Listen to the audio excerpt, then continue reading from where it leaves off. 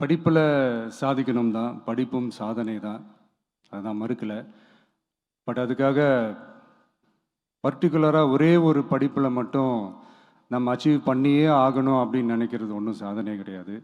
ஒரே விஷயத்தை பற்றி திரும்ப திரும்ப யோசித்து உங்கள் ஆங்ஸைட்டியை ஏற்றிக்காதீங்க. அவ்வளோ ஸ்ட்ரெஸ்ஃபுல் ஆக வேண்டிய அவசியம்லாம் ஒன்றுமே கிடையாது. இது நான் ஏன் சொல்கிறேன்னா, நீட்டு மட்டும் தான் உலகமா?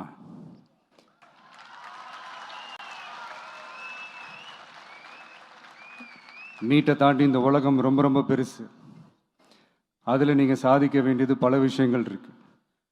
அதனால் இப்போவே உங்கள் மைண்டை ரொம்ப ஸ்ட்ராங்காக வச்சுக்கோங்க, டெமோக்ராட்டிக்காக வச்சுக்க கற்றுக்கோங்க.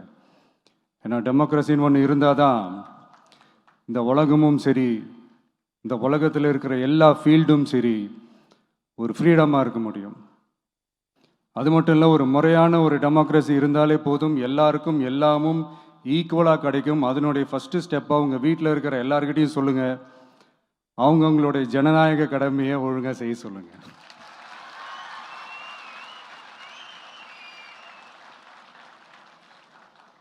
ஜனநாயக கடமையை சரியாக செய்கிறதுனா அது ஒன்றும் பெரிய ஒரு விஷயம்லாம் கிடையாது, சாதாரணமான விஷயந்தான். நல்லவங்க, நம்பிக்கையானவங்க, இது வரைக்கும் ஊழலே செய்யாதவங்க யாருன்னு பார்த்து தேர்ந்தெடுக்க சொல்லுங்கள். அவ்வளோதான், ஆஸ் சிம்பிள் அஸ் தட். அதுதான் அந்த கடமை.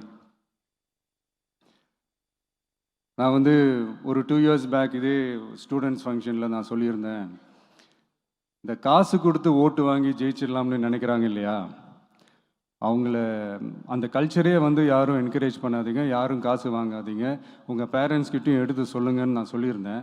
அதை அப்படியே ஃபாலோ பண்ணுங்க.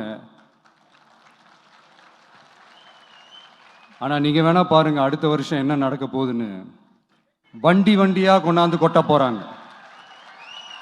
அது அத்தனையும் உங்ககிட்ட இருந்து கொள்ளையடிச்ச பணம் தான்.